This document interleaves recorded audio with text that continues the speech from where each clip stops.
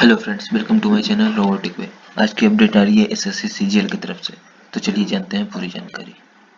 सबसे पहले मैं आपको ले चलता हूँ एसएससी सीजीएल की ऑफिशियल वेबसाइट पर।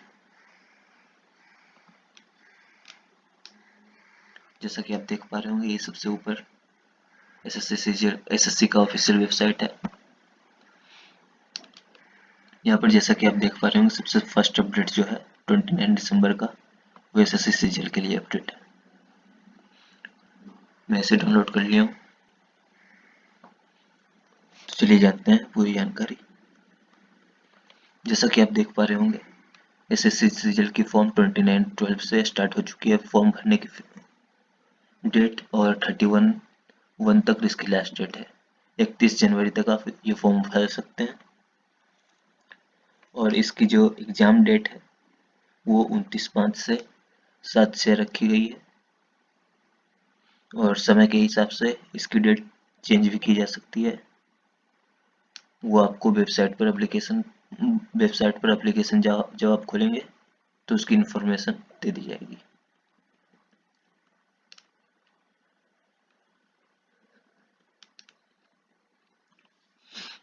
तो चलिए जान लेते हैं अब पोस्ट डिटेल्स। जैसा कि आप पहले ही जानते होंगे, एसएससी कभी भी अपने नंबर ऑफ पोस्ट की डिटेल्स कभी नहीं देता है। जैसा कि आप यहाँ पर देख पा रहे होंगे, सबसे फर्स्ट जो पे स्केल है वो 47,600 से 1,51,100 का है। इसमें सबसे पहला जो पोस्ट है असिस्टेंट ऑडिट ऑफिसर का है। इसमें 30 साल से ज़्यादा नहीं होनी चाहिए एज। और दूसरा जो है असिस्टेंट अकाउंट ऑफिसर का, इसमें भी आपकी एज 30 साल से ज़्यादा नहीं होनी चाहिए। फिर दूसरा जो पोस्ट पे स्केल है वो 44,900 टू 1,42,400 का है। इसमें असिस्टेंट सीक्रेट ऑफिसर का है पहला पोस्ट, जिसमें आप 20 से 30 साल के होने चाहिए, और ये ग्रुप बी के सेक्शन में आता है। वैसे ही आप सारे पोस्ट देख सकते हैं। यहाँ पे देखिए, इंस्पेक्टर ऑफ इनकम टैक्स का भी इसी पे स्केल में आता है, लेकिन ये ग्रुप सी का पोस्ट है। इसमें भी आपका 30 साल से ज़्यादा एज नहीं होनी चाहिए। और थर्ड जो पे स्केल है वो 35,400 से 1,12,400 तक का है, जिसमें आप देख सकते हैं ये सारे पोस्ट आते हैं। असिस्टेंट का, सब इंस्पेक्टर इन नेशनल इन्वेस्टिगेशन एजेंसी का, और जो फोर्थ पे स्केल है वो 29,200 से 92,300 का है, जिसमें ऑडिटर और अकाउंटेंट का पोस्ट आता है। इसमें आपकी एज 18 से 27 साल की होनी चाहिए। और पांचवा जो पे स्केल है वो 25,500 से 81,100 का आता है, जिसमें senior secretarial assistant, tax assistant और सब इंस्पेक्टर का पोस्ट आता है। इसमें भी एज 18 से 27 साल का होना चाहिए।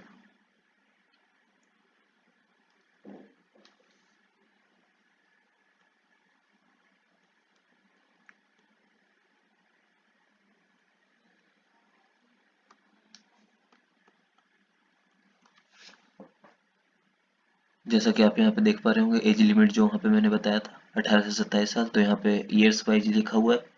2/1/1994 के बाद के होने चाहिए आप, और 1/1/2003 से पहले के होने चाहिए आपके बर्थ डेट। उसी के हिसाब से आप सारे का देख सकते हैं। और जो एज रिलैक्सेशन मिलता है, SC/ST के लिए 5 साल, OBC के लिए 3 साल, PWD के लिए 10 साल, PWD OBC के लिए 13 साल, PWD SC/ST वाले के लिए 15 साल, ये एक सर्विसमैन के लिए 3 साल।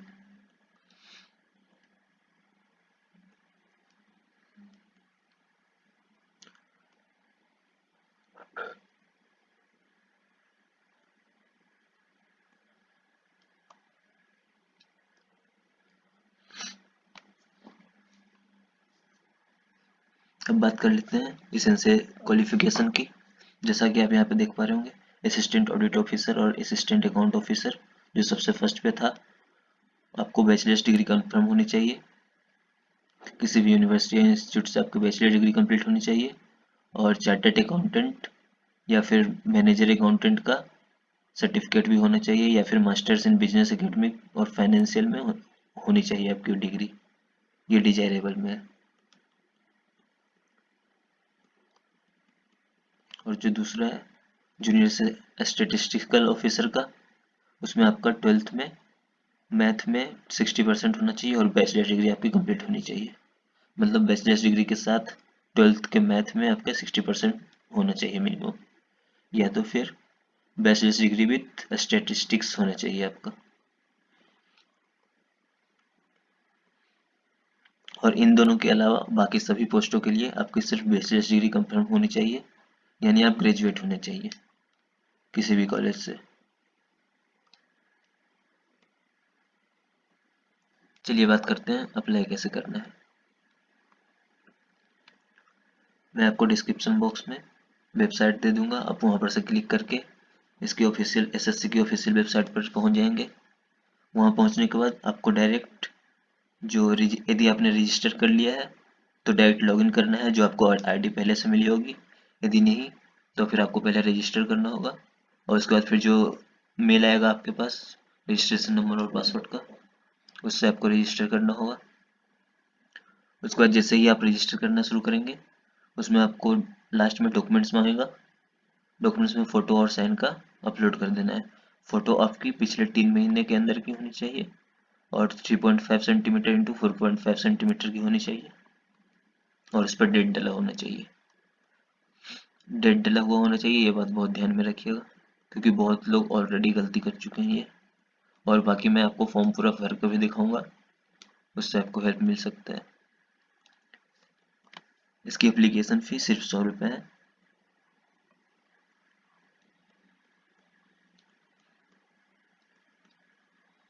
और एप्लीकेशन भरने के समय एक बात ध्यान में रखिएगा कि जब एसएससी की वेबसाइट पे अधिकतर बार ऐसा होता है कि आप फी पेमेंट करते हैं और फी इनकम्प्लीट रह जाता है। तो जब तक आपका फी इनकम्प्लीट शो करेगा तब तक आप ये नहीं समझ लीजिएगा कि आपका फॉर्म फिल हो चुका है। यदि पैसे कट भी गए आपके अकाउंट से और वहाँ फी इनकम्प्लीट शो कर रहा है, तो इसका ये मतलब नहीं होता है कि फॉर्म फिल हो चुका है। वो पैसे कभी कभी वापस भी आ जाते हैं और कभी कभी एक्सेप्ट भी कर लेता है। वहाँ पे आपको लिखा हुआ मिल जाएगा कि 2 दिन के लिए वेट करिए। तो इसलिए ध्यान में रखिएगा, कम से कम 2 या 3 दिन पहले आप फॉर्म भर के पेमेंट करें, जिससे आपको पता चले कि आपका फी पेमेंट हुआ है या नहीं। कभी कभी यही फॉर्म रिजेक्ट भी हो जाते हैं।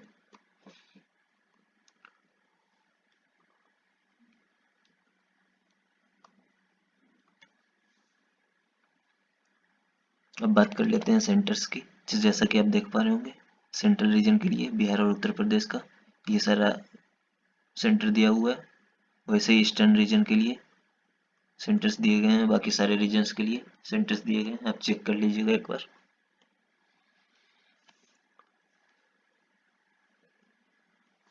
और जैसा कि आप पहले से ही जानते होंगे कि एसएससी रीजन में कुल 4 टीयर्स होते हैं। टोटल 4 टीयर्स में एग्जाम लिए जाते हैं। टीयर 1 जो है कंप्यूटर बेस्ड होता है, टीयर 2 भी कंप्यूटर बेस्ड होता है, tier 3 pen and paper mode descriptive type होता है, और टीयर 4 कंप्यूटर प्रोफिशिएंसी टेस्ट होता है, जो जो इसके लिए एप्लीकेबल होते हैं उनके लिए। और टीयर 1 में निगेटिव मार्किंग 0.5 की होती है, टीयर 2 में 0.25 की निगेटिव मार्किंग होती है।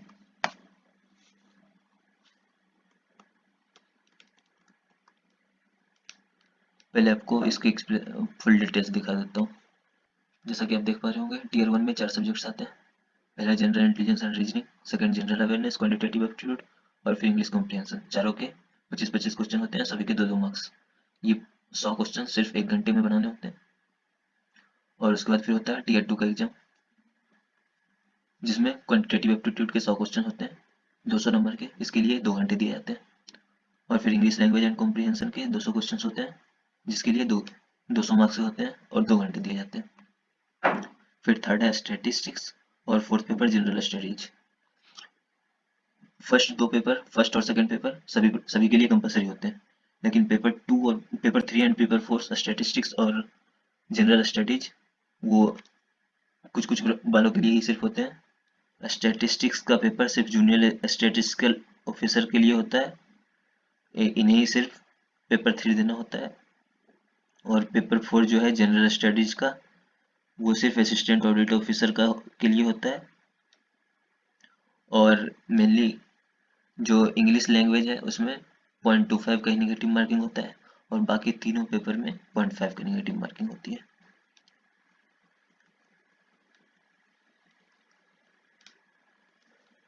और उसके बाद फिर आपकी आती है टीयर 3 एग्जामिनेशन, जो कि descriptive type pen paper examination होती है। ये 1 घंटे की होती है, 100 मार्क्स की। और इसके लिए क्वालिफाई करने के लिए टीयर 1 और टीयर 2 का जो एग्जाम आप पहले दिए हुए हैं उनको कंबाइंड लिया जाता है। इसलिए दोनों में से कोई भी सिर्फ क्वालिफाइंग एग्जाम नहीं है, आपको अच्छे नंबर लाने पड़ेंगे दोनों ही एग्जाम में, टीयर 1 और टीयर 2 में, तभी आप टीयर 3 के लिए क्वालिफाई कर पाएंगे, क्योंकि दोनों को ऐड करके टीयर 3 के लिए क्वालिफाई करवाया जाता है। और टीयर 3 जो है डिस्क्रिप्टिव टाइप पेपर एग्जाम होता है, जिसमें ऐसे रिटन राइटिंग और आपकी राइटिंग स्किल चेक की जाती है। ये 1 घंटे का एग्जाम होता है। और फिर लास्ट में टीयर 4 का एग्जाम होता है, जो कि कुछ पोस्ट के लिए होती है। ये डाटा एंट्री और स्पीड राइटिंग के लिए चेक की जाती है। आप इसमें सिलेबस देख सकते हैं, चेक कर सकते हैं। और टीयर 3 की जो क्वालिफाइंग मार्क्स है वो जनरल वालों के लिए 30%, ओबीसी और ईडब्ल्यूएस वालों के लिए 25%, अदर्स वालों के लिए 20%।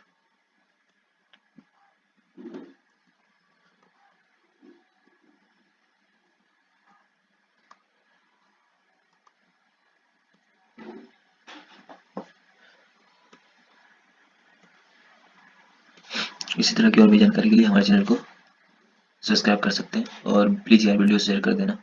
बाकी जिनको ज़रूरत है वो भी फॉर्म फिल कर लेंगे और लाइक कर देना यदि वीडियो अच्छी लगी हो तो। धन्यवाद।